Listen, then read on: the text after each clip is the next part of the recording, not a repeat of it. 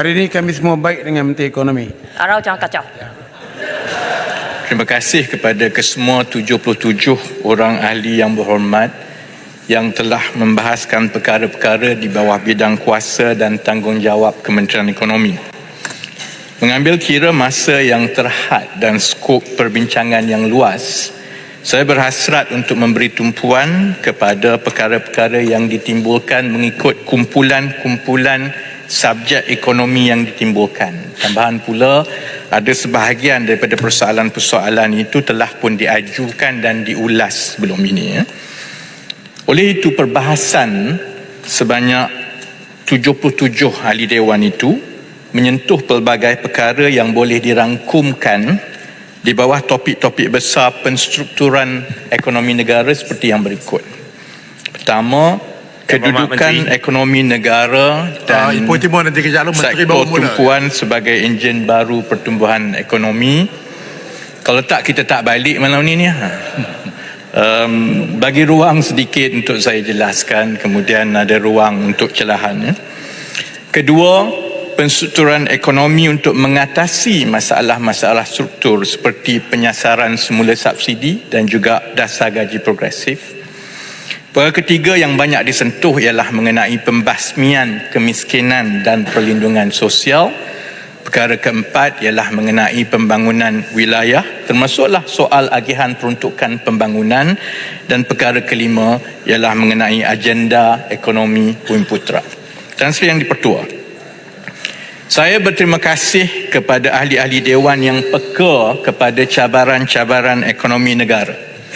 Selain dari masalah-masalah struktur yang kita semua sedia maklum, contohnya terperangkap dengan ekonomi yang bergantung kepada rantaian nilai yang rendah, pergantungan kepada tenaga kerja asing berkemahiran rendah yang terlampau tinggi, cabaran untuk menghasilkan produk dan perkhidmatan yang berteknologi tinggi, masalah gaji pekerja yang rendah. Ini semua masalah-masalah struktur yang kita telah bincang untuk sekian lama.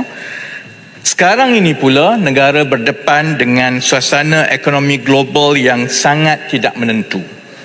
Seperti yang kita sedia maklum, perkembangan luaran berisiko untuk mencetuskan kelembapan ekonomi global bagi tempoh 2023 hingga 2025 dan dijangka akan memberi kesan kepada pertumbuhan negara.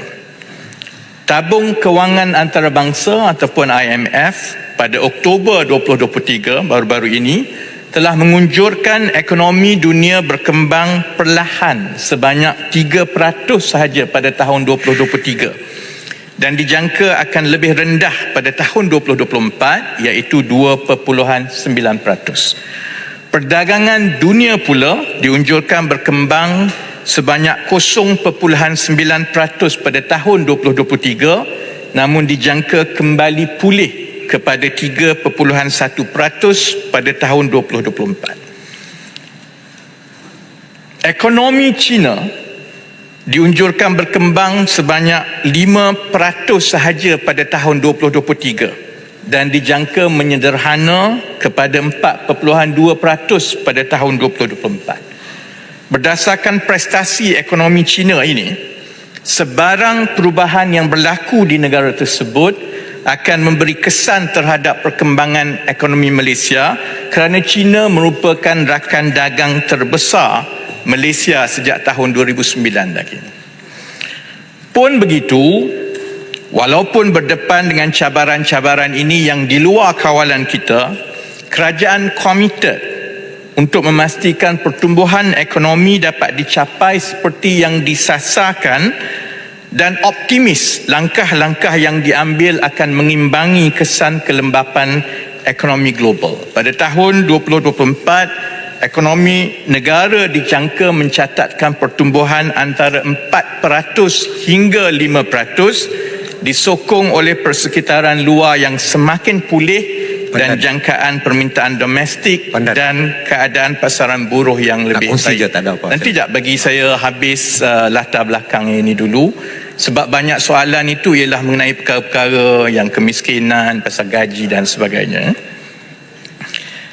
Jangkaan kadar pertumbuhan pada tahun 2024 ini adalah selari dengan beberapa agensi antarabangsa seperti Tabung Kewangan Antarabangsa IMF dan juga Bank Dunia yang menganggarkan KDNK Malaysia berkembang 4.3% pada tahun 2024. Itu untuk menjawab pelbagai kegusaran yang ditimbulkan oleh ahli-ahli Dewan, sama ada kerajaan mempunyai langkah-langkah yang kena untuk kita melindungi pertumbuhan ekonomi kita di dalam suasana kelembapan ekonomi global yang berlaku. Sebab itu, kerajaan yakin unjuran ini dapat dicapai berdasarkan beberapa indikator utama ekonomi.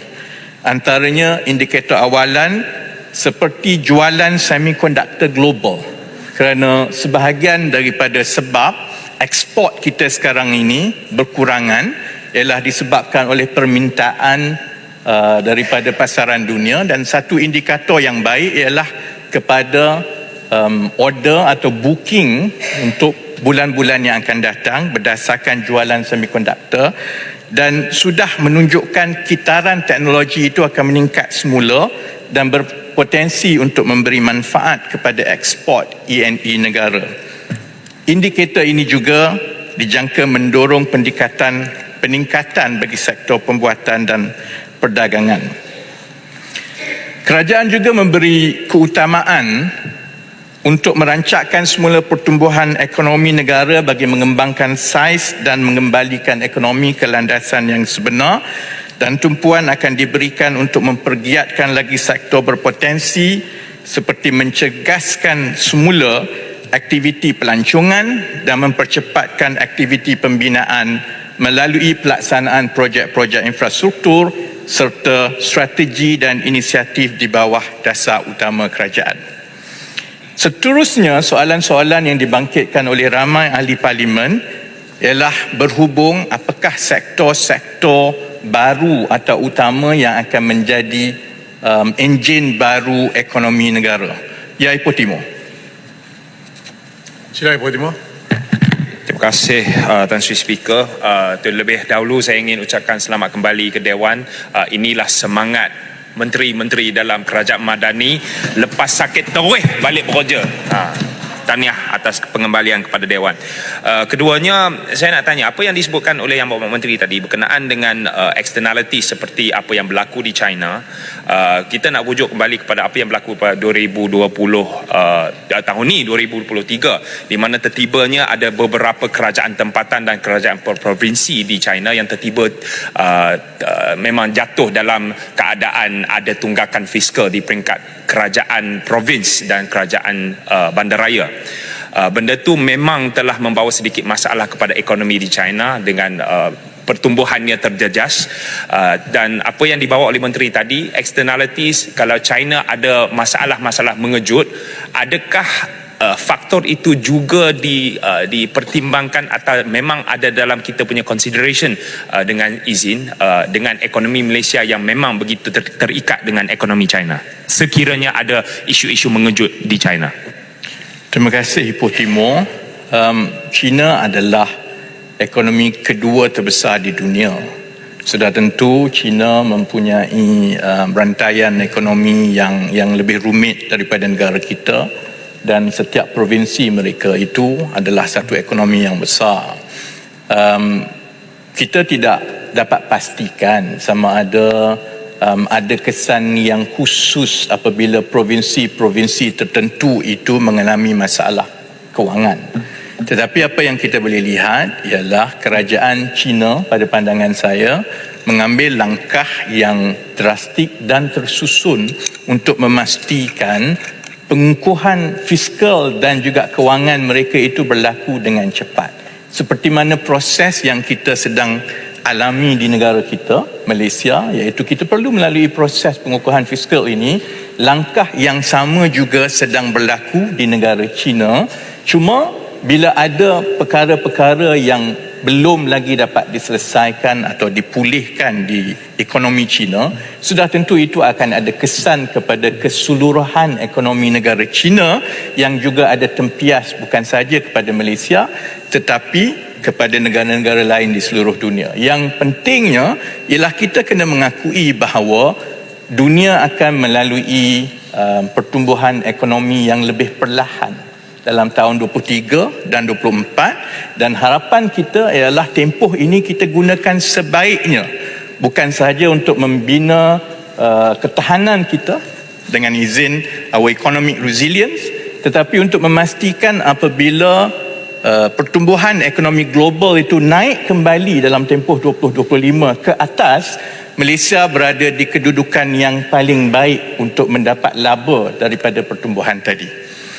Sebab itu Tan Sri Yang di-Pertua, untuk menyambung semula, sebab itu kerajaan melalui kajian separuh penggal akan melaksanakan 17 anjakan besar yang kita sebut sebagai high growth, high value sector.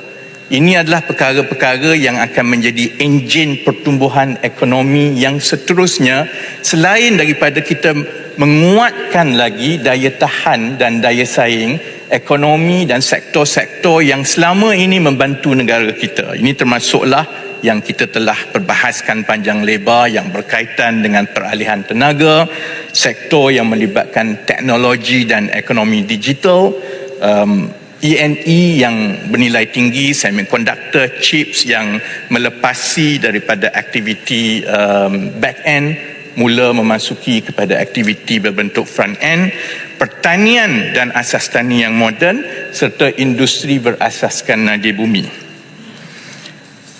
Tan Sri Yang di-Pertua, sebab itu dalam usaha untuk memastikan sasaran pertumbuhan ekonomi negara antara 5% ke 5.5% dalam tempoh akhir rancangan Malaysia ke-12 ini, kerana perkara ini ditimbulkan oleh ahli Dewan sama ada dengan segala cabaran yang ada, adakah kita masih lagi berkemampuan untuk mencapai sasaran yang ditetapkan di dalam RMK 12. Dipandang. Sahabat saya Pandan, terima kasih Tan Sri Yang di-Pertua. Saya seronok hari ini kita dapat jawapan yang agak lembut, dan saya nak minta saya dan juga semua ahli parlimen dalam ni kita pakat-pakat jaga kesihatan, sebab kita tak tahu bila. Terima kasih Yang Berhormat Pandan kerana kembali sihat, alhamdulillah, kita syukur kepada Allah Taala kerana kita dapat berkongsi lagi, sebab negara perlukan kita semua untuk kita membangunkan ekonomi. Jadi saya nak menyentuh berkenaan dengan DOSEM yang telah mengeluarkan. InsyaAllah saya akan fokus kepada ekonomi. Saya tak akan saya faham. Saya sedang berdepan dengan Menteri Ekonomi yang baru saja keluar daripada hospital dan dia begitu committed untuk berdepan. Itulah, jangan ganggulah, saya nak pergi soalan lah. Bila tak kacau nanti saya makan masa dia. Okey, baik. Saya nak sentuh kepada dua yang dikeluarkan oleh DOSEM baru ini berkenaan dengan CPI kita, 2% inflation. That is a good figure actually, dengan izin. But kita tengok bila macam tu, dia berlaku juga increase of inflation. Maknanya berlaku kenaikan juga. Kita harus bersedia. Tapi yang kita nak tengok sekarang ni, itu secara basket, secara holistik, makro yang berlaku dalam inflation CPI yang ditetapkan oleh DOSEM 2%. But kita kena tengok mikro, non-core inflation ini. Sebab itu kita tengok nampak cantik ini bentangkan oleh DOSEM ini, tapi underground very bad. Ini saya nak kongsi dengan macam mana kita nak mengatasi keadaan begini. Yang Berhormat Pandan, I'm very polite today to you. Okay, thank you very much. Terima kasih Pendang. Untuk rekod Tan Sri Yang di-Pertua, Pendang memang sentiasa dekat di hati saya dan has always been polite. Terima kasih kepada Ipoh Timur tadi dan kepada Pendang, ingatan yang baik. Bagi mereka terutamanya yang lelaki, silalah pergi semak jantung masing-masing. Kerana risiko itu bukan saja risiko kepada menteri, tetapi risiko disebabkan oleh gaya hidup kita, terutamanya oleh kolesterol yang tinggi. Dan saya ada rekod kolesterol yang tinggi selama 20 tahun dan akhirnya itu sudah tentu akan menyebabkan ada masalah pada jantung. Baik, Indra Mahkota sekejap sebelum tanya. Silakan Indra Mahkota.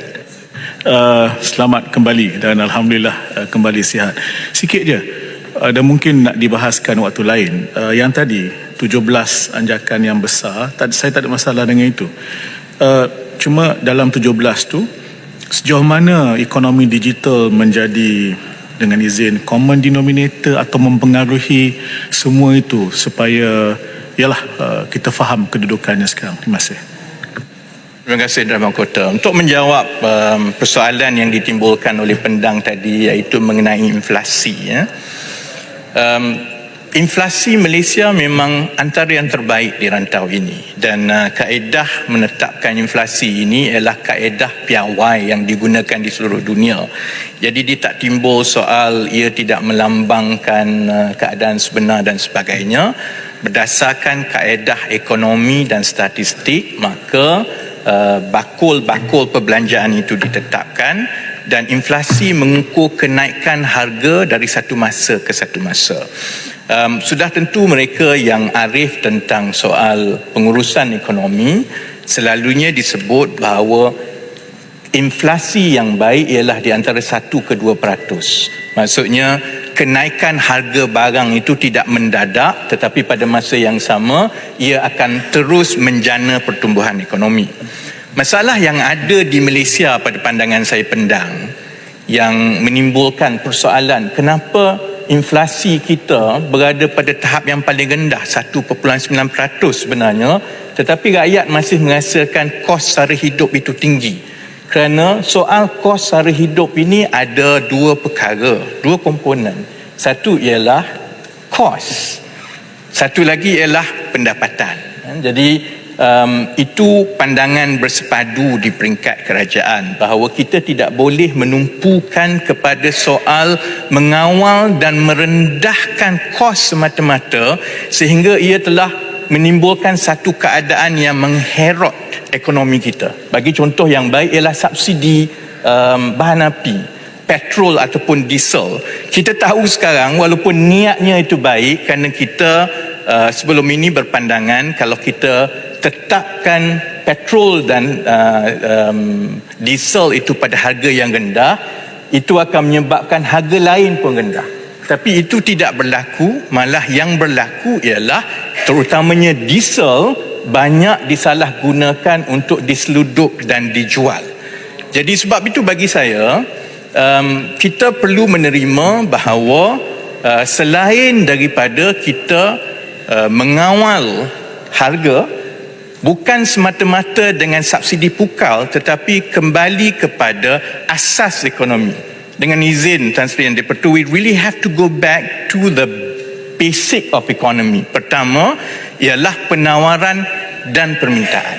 Penawaran ini menyentuh juga soal bekalan, menyentuh juga soal aktiviti-aktiviti yang boleh memastikan ada banyak bekalan yang mencukupi, dan ini cara yang terbaik pada pandangan saya untuk menewaskan banyak persoalan yang timbul dalam ekonomi kita, soal monopoli, soal kartel dan sebagainya.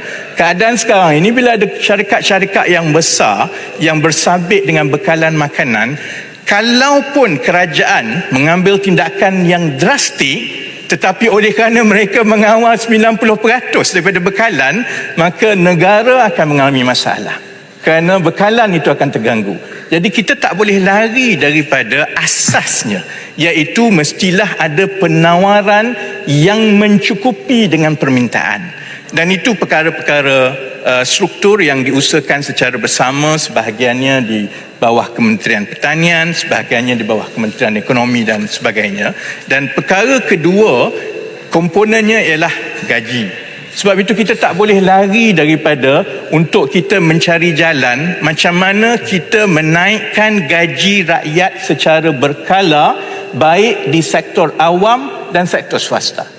Dan kalau ini bermakna kerajaan perlu bukan saja mengambil keputusan dasar, tetapi memberi peruntukan, pada pandangan saya ia sesuatu yang perlu kita ambil. Kerana kalau tidak, sampai bila-bila Dewan Rakyat akan bergaduh soal ayam dan itik.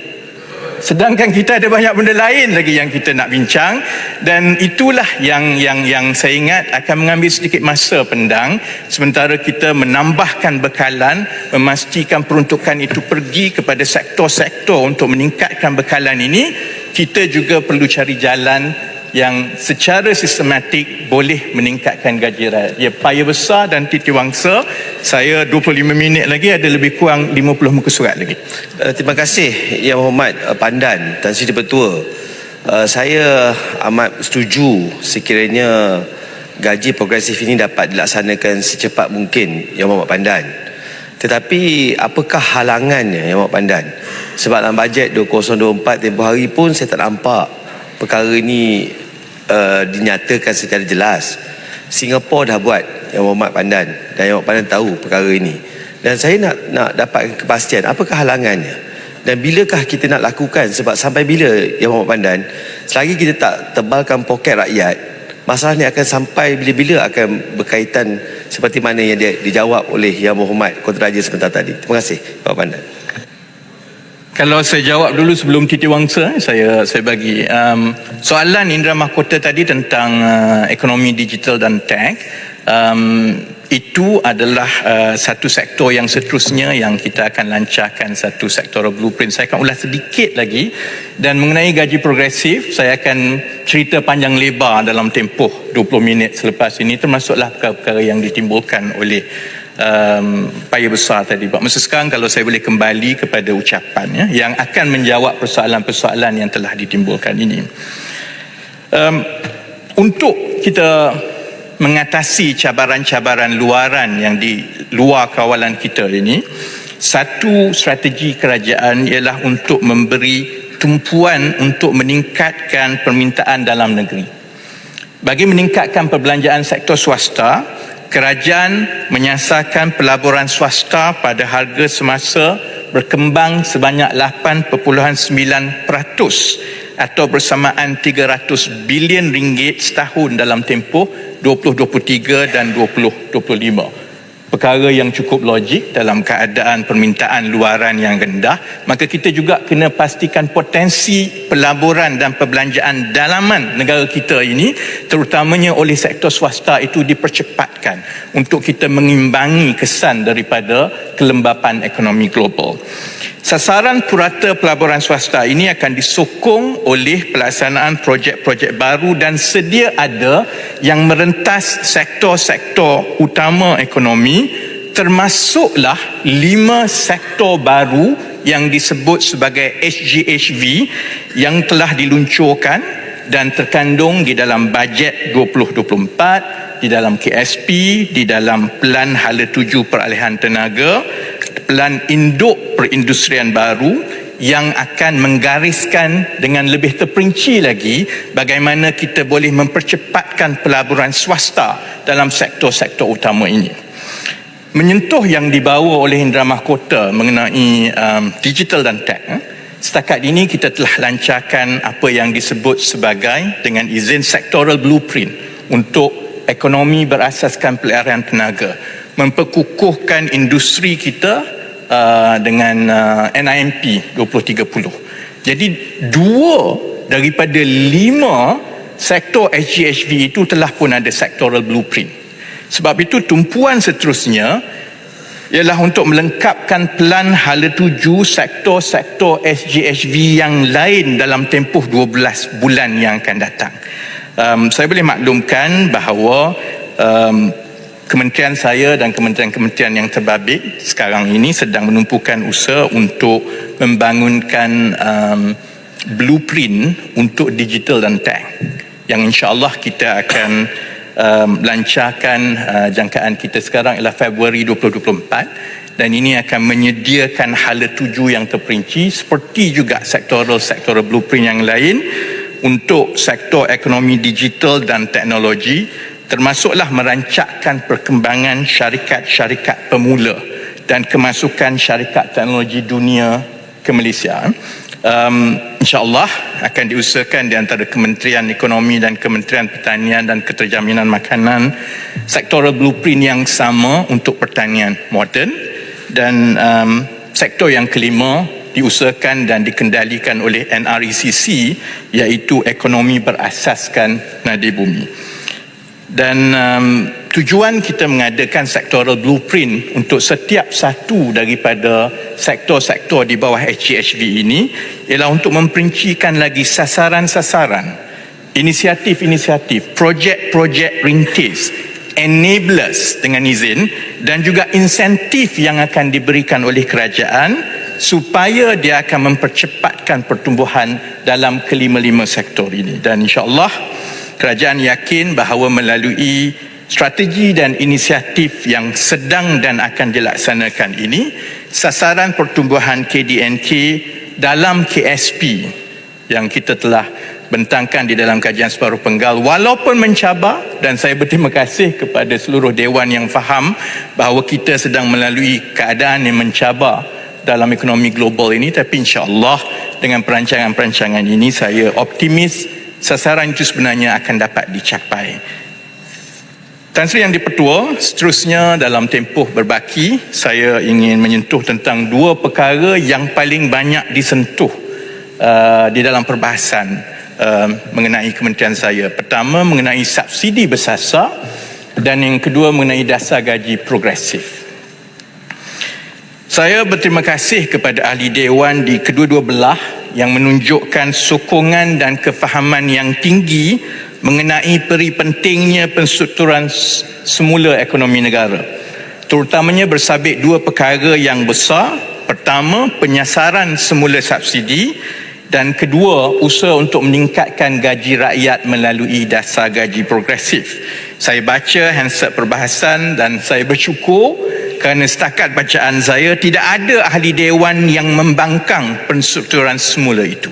Yang ditimbulkan ialah kegusaran mengenai pelaksanaan kedua-dua dasar ini supaya kita dapat mengimbangi keperluan fiskal dan penstrukturan ekonomi negara dengan kesannya kepada rakyat dan masyarakat. Kerajaan telah memberi keutamaan untuk melaksanakan anjakan besar dalam mensasarkan semula subsidi. Gaji. Saya baca dulu, saya ulas sedikit kemudian bagi ruang. Dan saya rasa kita dah bahaskan berkali-kali, kita dah bentangkan segala angkanya. Kita semua sedia maklum bahawa keadaan yang kita membelanjakan subsidi pukal sebegini tidak akan dapat ditampung oleh mana-mana pentadbiran dalam keadaan kita perlu mengurangkan hutang negara. Jadi kita perlu lakukan ini. Sebab itu antara keputusan pertama yang dibuat oleh pentadbiran ini dalam hal subsidi bersasar ialah untuk membangunkan padu pangkalan data utama sebagai sumber rujukan berpusat dan bertujuan menentukan kumpulan sasar yang benar-benar layak untuk mengurangkan dengan izin exclusion and inclusion error. Kerana kita tahu bila kita tak ada pilihan, kita kena buat. Tapi bila kita nak buat ini, kita nak pastikan bahawa kita dah cuba yang terbaik supaya perkara-perkara pentadbiran yang menimbulkan risiko kececeran itu dapat diselesaikan dengan sebaik mungkin. Kau tengah Tunggu jap. Saya sentuh mengenai padu sedikit. Padu yang dijadualkan dilancarkan pada bulan Januari 2024 akan mengintegrasikan data mikro dan data pentadbiran dari pelbagai agensi kerajaan bagi mewujudkan profil data semua individu dan isi rumah seluruh rakyat Malaysia. Pelaksanaan padu ini dijangka akan meminimumkan pertindanan dari segi agihan bantuan dan subsidi oleh pelbagai agensi kerajaan seperti yang berlaku sekarang. Berdasarkan data daripada padu ini, insya-Allah penentuan kumpulan sasar akan lebih tepat dan memenuhi objektif pelaksanaan sesuatu dasar. Kriteria dalam menentukan kumpulan sasar akan dilihat daripada aspek yang lebih meluas berbanding dengan sebelum ini. Kerana kita ada data yang lebih banyak sekarang berbanding dengan sebelum ini. Ia termasuklah soal pendapatan, bilangan isi rumah, tanggungan di dalam isi rumah, lokaliti, maksudnya tempat dia bekerja, kawasan bandar mana, kawasan pedalaman mana, jarak ke tempat kerja, serta pemilikan aset. Sebab sebelum ini penentuan bantuan ini langsung tak mengambil kira soal aset. Ada orang dia tak declare income dia tapi harta dia banyak sebenarnya. Jadi kita juga ingin memastikan bahawa pemilikan aset seperti rumah, kenderaan, tanah dan lain-lain ini diambil kira juga. Oleh itu, melalui kaedah ini, kerajaan berharap kita tidak lagi perlu menumpukan kepada kumpulan pendapatan tertentu. Kerana sebelum ini, oleh kerana data yang ada itu hanyalah kepada beberapa variable tertentu sahaja, pemboleh ubah tertentu sahaja, maka kita gunakan kaedah statistik. Kita draw a line, yang ini B40, yang ini M40. Jadi kalau terlebih RM10 pun daripada garis M40 itu, walaupun dia ada banyak faktor-faktor lain, maka dia tak dapat bantuan. Sikit boleh tak Menteri? Saya jelaskan dahulu, kemudian Kuala Terengganu dahulu. Tak tentang kebocoran maklumat. Tak ada, biar saya jelaskan dulu, kemudian Kuala Terengganu dulu. Pendang dulu. Okay. Pendang dah dapat peluang, Kuala Terengganu dulu. Gaji akan sampai lepas ini. Data ini juga akan diverifikasi bagi memastikan maklumat yang dikemukakan adalah tepat. Sebab kita kena terima keadaan yang kita ada sekarang. Dalam masyarakat kita, hanya 60% daripada tenaga kerja kita berada di dalam sektor formal, iaitu makan gaji. Yang ini saja kerajaan ada data pendapatan. 40% adalah di sektor bukan formal. Dia tak ada file apa-apa. Kita sebenarnya tak tahu berapa pendapatan dia. Dia miskin ke, dia kaya ke. Jadi kita perlu melalui proses verifikasi untuk membolehkan seberapa ramai rakyat dan isi rumah mempunyai data pendapatan dan tanggungan yang tepat. Selain itu, data juga perlu berasaskan kepada dengan izin near real time. Sebab kita dah ada banyak pengkalan data sebelum ini. Masalah utamanya ialah bukan untuk menubuhkan pengkalan data tu. Masalahnya ialah untuk mengemaskini data itu supaya ia betul-betul melambangkan keadaan yang sebenar. Kalau tidak, data itu dia tak melambangkan. Dia miskin dalam pengkalan data kerajaan, dekat luar dia sebenarnya kontraktor besar.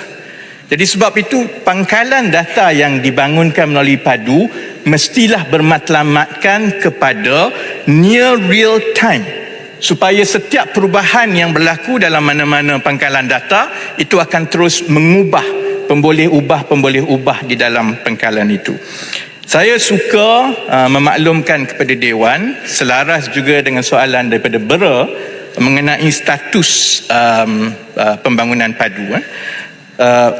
Pembangunan sistem ini telah dimulakan pada Jun 2023 dan dijangka akan dilancarkan pada Januari 2024. Lebih kurang 2 bulan saja lagi.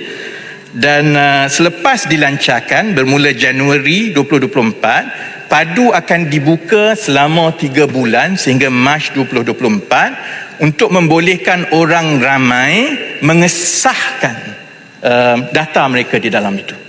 Ini yang disebut sebagai verifikasi, dan ia satu usaha yang akan perlu melibatkan seberapa banyak pihak dalam negara kita.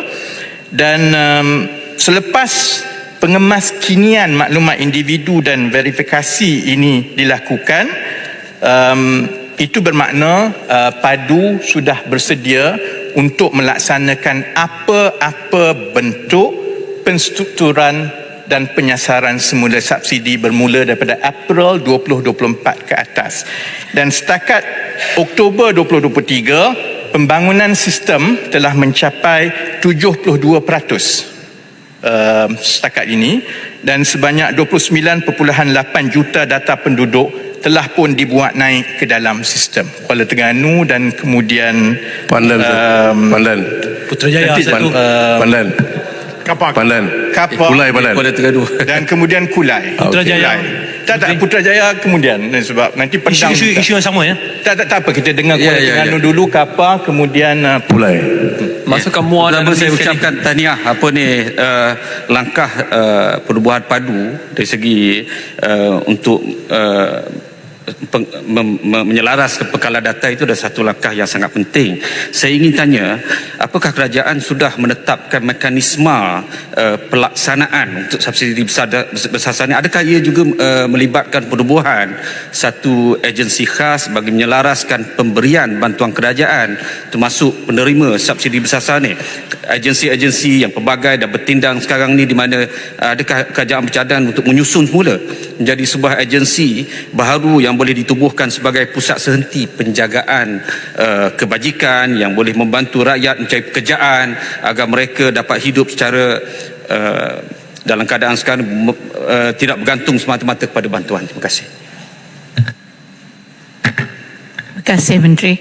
Saya seronok dengar apa yang dirancangkan tadi yang diterangkan oleh Menteri. Saya ingat satu je, sebab kita mendapatkan maklumat yang sangat terperinci and very sensitive.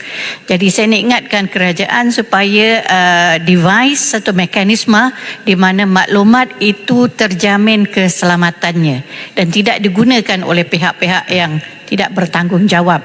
Terima kasih Menteri. Pula nak bertanya sikit tentang data ni. Maksudnya data yang lengkap, ia berada di banyak tempat. Maknanya kita akan rentas kementerian, rentas state dan sebagainya. So data ini sebelum ni tidak terbuka. Tentulah ada pindaan-pindaan akta tertentu yang membolehkan data itu diperolehi di bawah padu ni.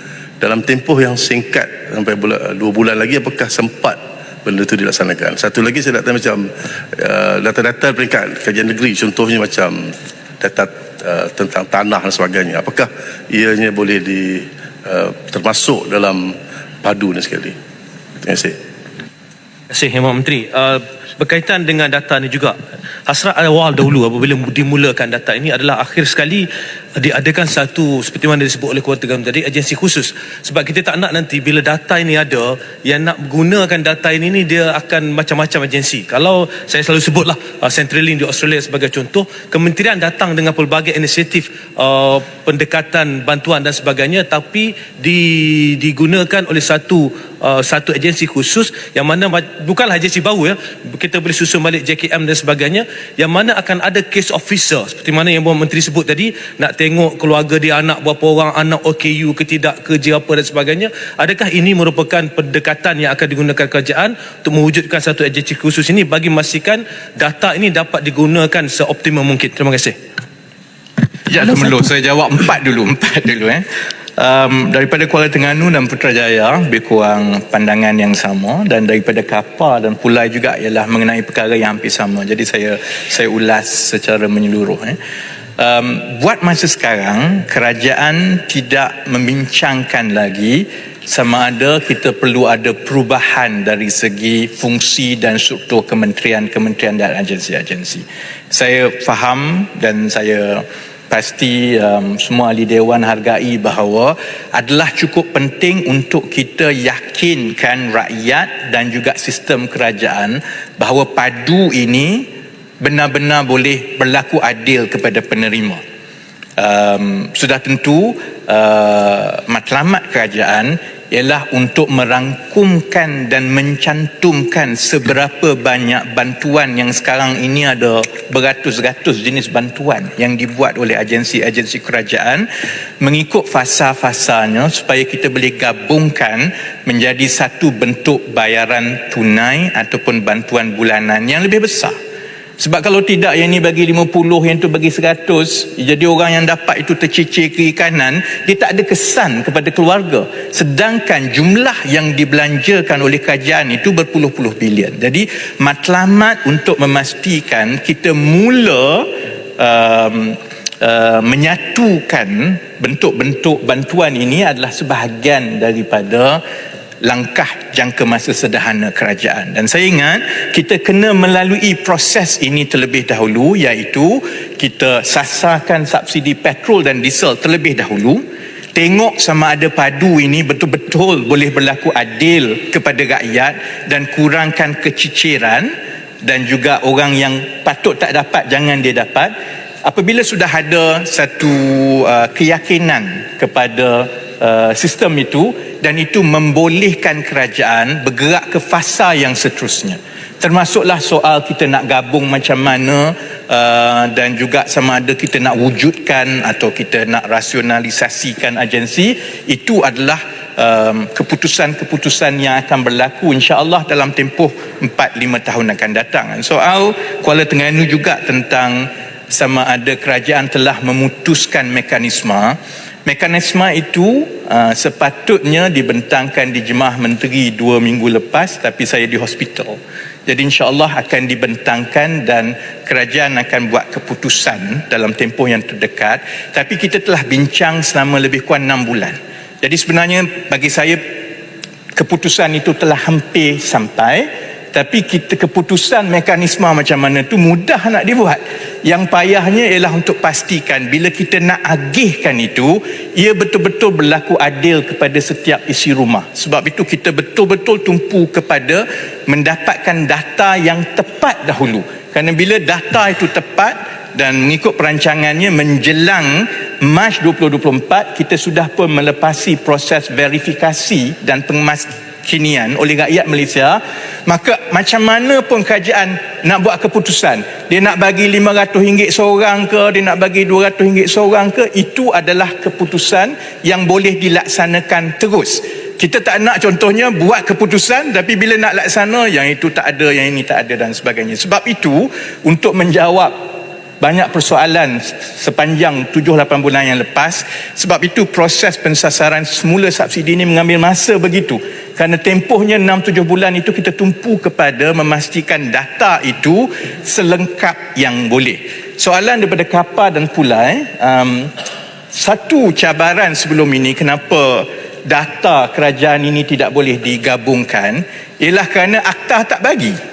Setiap jabatan itu dia ada akta dia masing-masing dan dia memang tak bagi kongsi. Jadi untuk kita membawa perkembangan padu sehingga ke peringkat ini, 72% sudah hampir siap, 29.8 juta data telah masuk. Dalam tempoh 8 bulan yang lepas, kita telah pastikan agensi-agensi kerajaan menandatangani perjanjian satu sama satu dahulu. Sebab kita akan mengambil masa kalau kita nak buat akta terlebih dahulu, betul baru nak buat padu. Maka kita akan tergelincir daripada jadual kita untuk melaksanakan penyasaran semula subsidi. Jadi kita buat sekaligus. Jadi perkara itu telah berlaku dan insya-Allah bulan Jun 2024 kerajaan dijangka akan membentangkan akta omnibus mengenai perkongsian data. Dan ini juga akan mengambil kira pandangan dan juga perkara yang ditimbulkan oleh Kapa tadi. Apabila kita sudah ada satu pengkalan data yang begitu menyeluruh dan sensitif begini, sudah tentu soal kerahsiaan, soal cyber security, soal perkongsian itu menjadi cukup sensitif dan kerajaan akan membentangkan bagaimana kita akan mengukuhkan perkara-perkara itu melalui akta omnibus yang insya-Allah akan dibentangkan Jun 2024. Temeluh sekejap. Okay, terima kasih Menteri dan terima kasih Speaker. Kalau kita lihat tadi berkaitan dengan subsidi bersasar, saya tidak dapat melihat bahawa subsidi ini memberikan kesan yang baik ataupun bantuan ataupun manfaat kepada rakyat Bahrain. Yang pertama, sebab kalau kita lihat situasi hari ini, krisis kenaikan harga barang yang tinggi, nilai mata wang ringgit yang lemah, keadaan ekonomi merundum, sewajarnya kerajaan membentangkan bajet tambahan, bukannya kita lihat mengurangkan beban rakyat, ya, dan juga bukannya untuk mengurangkan subsidi rakyat. Dalam masa yang sama sewajarnya juga kita mengurangkan kos pentadbiran kerajaan. Itu saja. Wallahualam. Terima kasih. Soalan tambahan dari Muar. Terima kasih Temelur. Nanti saya kena jawab dan saya kena cepat. YB Menteri, Puncak Borneo pun nak minta sedikit. Puncak Borneo minta sedikit. Saya kena teruskan. Saya jawab yang Temelur tadi dan saya kena masuk yang Paya Besar tanya tadi tentang dasar gaji progresif. Kan? Tak betul Temelur kalau kata-kata ekonomi merudum. Kod mananya ekonomi merudum Temelur? Pertumbuhan ekonomi naik dari satu suku ke suku. Ekonomi terus berkembang, kadar pengangguran terendah, kadar inflasi terendah. Jadi kecualilah definisi ekonomi merudum itu pandai-pandai dibuat oleh Temeloh. Perkara itu tak betul. Kemudian Nilai mata wang kita pun merundum. nilai mata wang betul merudum, tetapi satu dunia merudum. Yang tak merudum sekarang hanyalah Amerika Syarikat.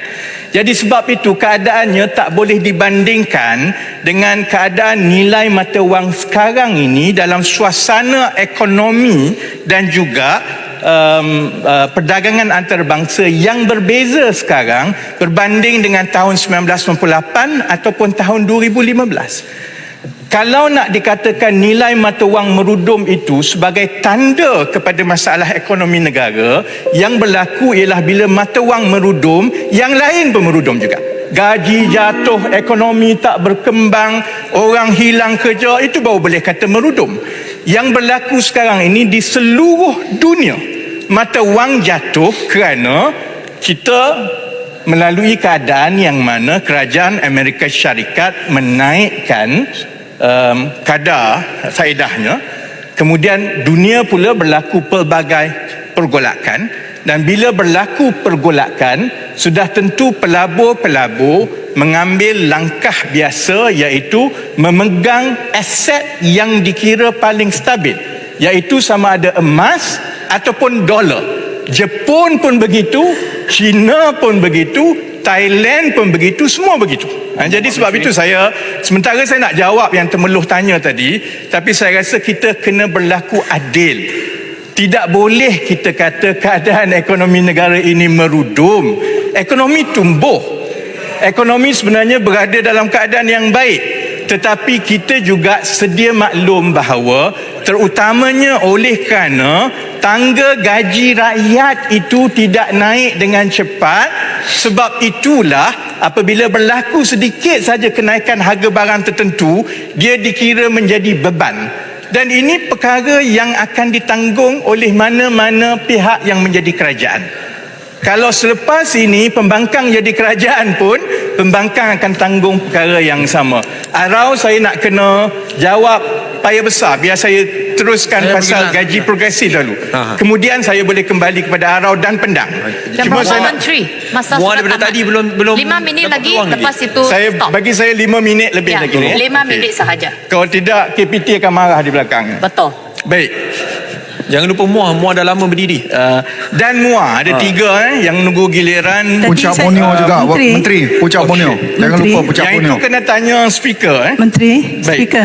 Saya nak jawapan tadi sejauh mana dapat. Nanti Temeloh saya sudah jawab. Ada yang dan belum saya kena dijawab teruskan lagi.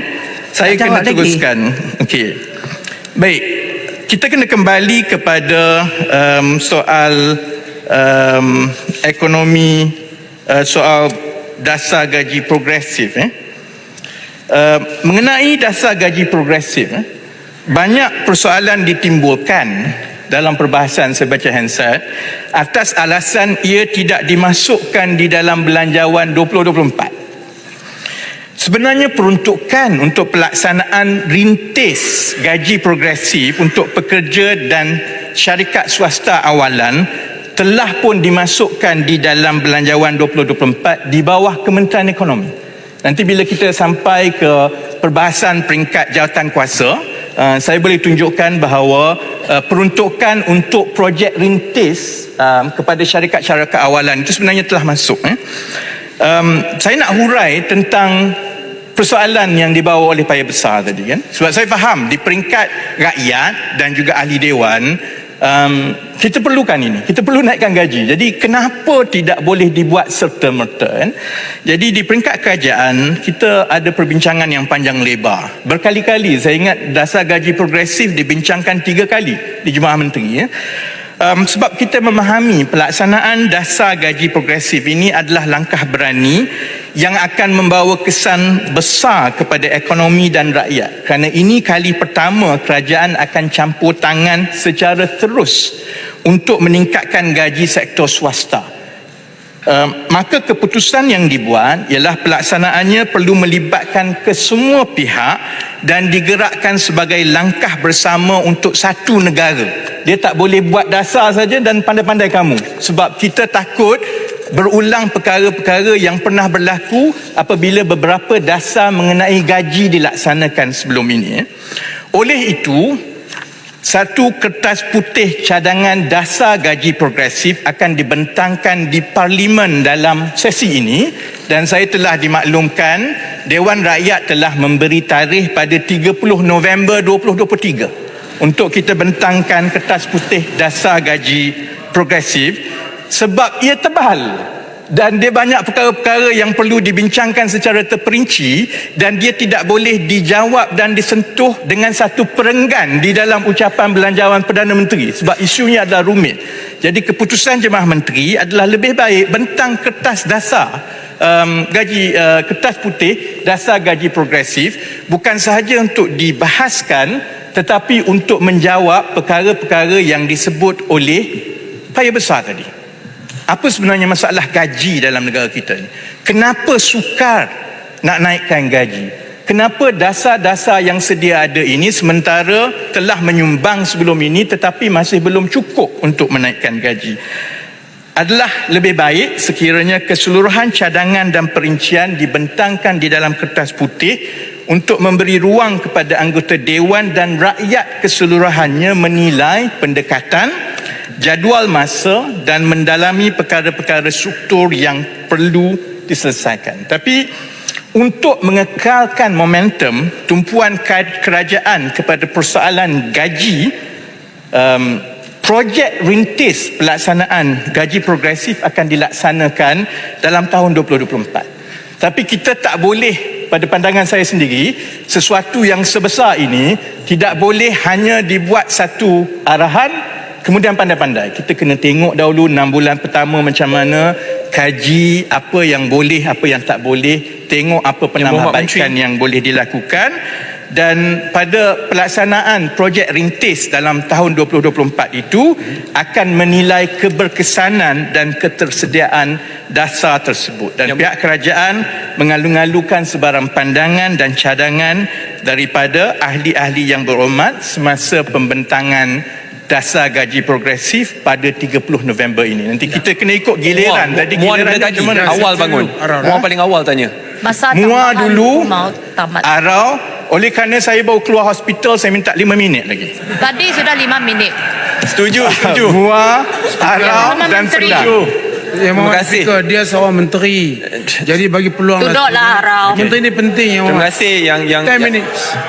Terima kasih Yang Berhormat Menteri. Muar, Arau dengan Dalam belanjawan yang dibentangkan baru-baru ini, kerajaan mengumumkan bahawa mereka akan menarik semula subsidi diesel secara berperingkat, tetapi perincian secara berperingkat itu tidak didefinisikan. Persoalan saya, hari ini kerajaan membelanjakan lebih 13 bilion ringgit setiap tahun bagi subsidi diesel dan bagi setiap liter dalam RM1.60. Rakyat sedang tanya, adakah pelan kerajaan untuk mengapungkan harga diesel mulai tahun depan selepas pangkalan padu telah siap dengan bantuan cash transfer one go, atau adakah dasar kerajaan secara berperingkat tersebut bermaksud untuk naikkan harga bumbung diesel daripada tahun ke tahun? Apa perincian secara berperingkat itu? Terima kasih.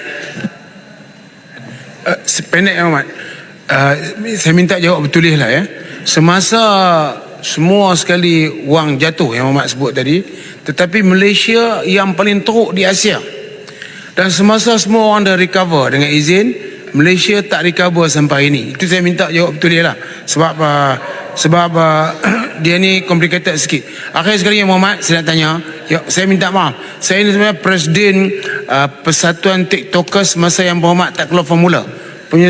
Presiden Persatuan Penyokong Revisi semasa tak ada formula. Jadi saya nak tanya Muhammad, Yang Muhammad sebut bahawa kalau bagi peruntukan kepada ahli-ahli parlimen, dia takut dia bayar kepada TikTokers. Itu ya Yang Muhammad. Tapi kalau tidak jawab betul, minta apa, no problem. Thank you, Speaker. Terima kasih Puan Dipertua. Terima kasih Puan Yang Amat Pandan. Tadi saya tertarik pasal berkenaan dengan program gaji progresif ini. Sebab apa? Di situ dia ada dua elemen yang kita terpaksa kena tengok, supply dengan demand. Sekarang ni supply meningkat sangat tinggi, demand tidak berlaku lagi. Jadi dalam keadaan ini kita akan tengok sama ada fokus kita tu nak pergi ke volunteer ataupun mandatory dalam sistem gaji progresif ni. Cuma saya nak tanya, bila kita nak bentangkan formula ini untuk kita tingkatkan, sebab sekarang ni kita demand tak berlaku lagi. Bila tak berlaku, kita sudah ada liability, rakyat sudah ada liability dekat situ, terutamanya pekerja swasta yang gaji tidak meningkat. Jadi oleh sebab itu kita perlu keputusan segera. Tapi dia sebut dah tadi berapa bulan kita nak bentang, 30, dan kita nak laksana bila insya-Allah. Laksana tu penting sebab sekarang ni supply sudah meningkat tinggi. Semua all sectors meningkat. Cuma demand belum lagi berlaku. Jadi kita concern. Saya terima kasih. Jaga kesihatan. Sebab apa? Jangan atas katil pun duk fikir bab ekonomi lagi. Your kesihatan first. Okey, terima kasih. Baik. Ringkaskan. Speaker, sedikit ringkaskan. Saya yang arau oleh kerana dia presiden kelab penyokong saya di TikTok, saya akan jawab di TikTok nanti. Untuk MUA sebenarnya mekanisme itu telah dibincangkan, tetapi keputusan-keputusan mengenai kuantum, bila dan sebagainya itu perlu diumumkan semasa dilaksanakan, kerana kalau kita bincangkan sekarang, kita bimbang itu akan menyebabkan timbulnya spekulasi inflasi. Kalau orang kata akan jadi begini-begini 5-6 bulan, yang masa itulah segala jenis yang akan naik. Jadi sebab itu kerajaan tidak mengumumkan perincian itu, kerana itu perlu dibuat semasa dilaksanakan untuk kita memastikan tidak ada kesan knock-off inflasi yang keterlaluan. Jawapan soalan-soalan arau nanti saya jawab secara bertulis, dan akhir sekali pendang tanya soalan yang masuk dengan cantik saja kepada penerangan bab terakhir mengenai gaji progresif ini. Antara inisiatif untuk kita meningkatkan gaji rakyat sudah tentu ialah yang melibatkan aktiviti ekonomi yang mempunyai nilai tambah yang tinggi, dan selain daripada itu inisiatif-inisiatif yang pernah dibuat dan masih lagi berjalan sekarang termasuklah dengan menggalakkan penerimaan sistem upah yang dikaitkan dengan produktiviti. Pendang pernah jadi timbalan menteri, Pendang tahu bahawa memang ada Productivity Linked Wage System, PLWS ini, dan ia berjalan bersama-sama dengan perintah gaji minima yang kita ada. Pun begitu, ada beberapa perkembangan yang menunjukkan dasar sedia ada, iaitu penetapan gaji minima dan sistem sukarela tanpa campur tangan kerajaan seperti PLWS.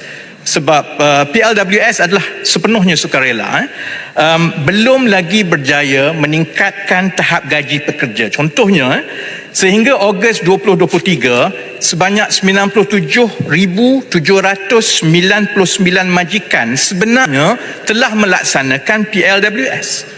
Dan jumlah pekerja di bawah PLWS sekarang ini adalah 5.96 juta. Namun bila kita tengok kepada kadar gaji, ia tidak dapat ditingkatkan kepada kadar yang lebih tinggi. Dan kita tengok laporan gaji dan upah sektor formal untuk suku pertama 2023, masih terdapat seramai 2.2 juta pekerja yang bergaji kurang daripada RM2,000 walaupun ada perintah gaji minima, walaupun ada PLWS. Dan beberapa dapatan mengenai struktur gaji setakat ini menunjukkan perkara-perkara berikut. Pertama, penetapan gaji minimum menyebabkan berlakunya dengan izin wage compression ataupun herotan gaji, iaitu sementara gaji pekerja tidak berkemahiran itu telah naik. Yang tukang cuci yang bawah ni dia naiklah 1,500. Tetapi gaji pekerja berkemahiran dan separa kemahiran, terutamanya bagi golongan muda dan pertengahan umur, sebenarnya menjadi semakin rendah dan tidak meningkat. Dia herot lah, sebab nak bayar gaji minima yang pekerja tidak berkemahiran ini, dia tak naikkan gaji yang berkemahiran pula. Sebab itu kita sering mendengar keluhan golongan muda mengenai gaji mereka yang rendah. Dan dapatan ketiga ialah walaupun sistem upah berasaskan produktiviti atau PLWS telah dilaksanakan lebih sedekat sebenarnya sejak 2007, ia tidak mempunyai kesan nyata kepada kenaikan gaji pekerja kerana ia bersifat sukarela sepenuhnya tanpa ada campur tangan kerajaan. Jadi oleh kerana speaker dah memang betul-betul marah dan juga Menteri KPT pun marah di belakang, saya nak tutup kerana kita ada satu hari pada 30 November ini untuk kita bahaskan dengan lebih mendalam dan secara ilmiah mengenai masalah struktur gaji yang ada di negara ini.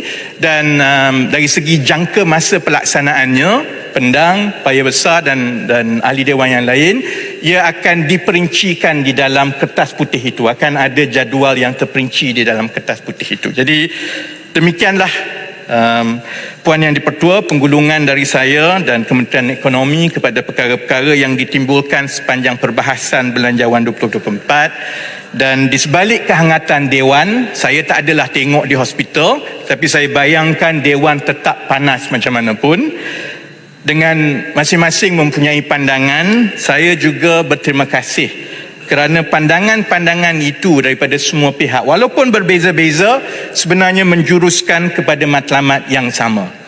Kedua-dua belah pihak kerajaan dan pembangkang nampaknya bersetuju bahawa negara tidak boleh melengahkan lagi beberapa reformasi struktur ekonomi untuk memperbetulkan ekonomi negara kita. Soal penyasaran semula subsidi, pengukuhan fiskal untuk mula mengurangkan hutang negara, membina enjin-enjin pertumbuhan baru, meningkatkan gaji rakyat, membasmi kemiskinan dan mewujudkan sistem perlindungan sosial yang lebih menyeluruh. Ini adalah titik-titik pertemuan di antara kita. Jadi saya doakan kita semua diberi kekuatan untuk menjalankan amanah ini, dan insya-Allah berkat usaha bersama kita akan dapat melihat Malaysia diiktiraf sebagai negara berpendapatan tinggi menjelang akhir Parlimen ke-15 ini dalam tempoh 4-5 tahun dari sekarang. Terima kasih Puan Yang di-Pertua.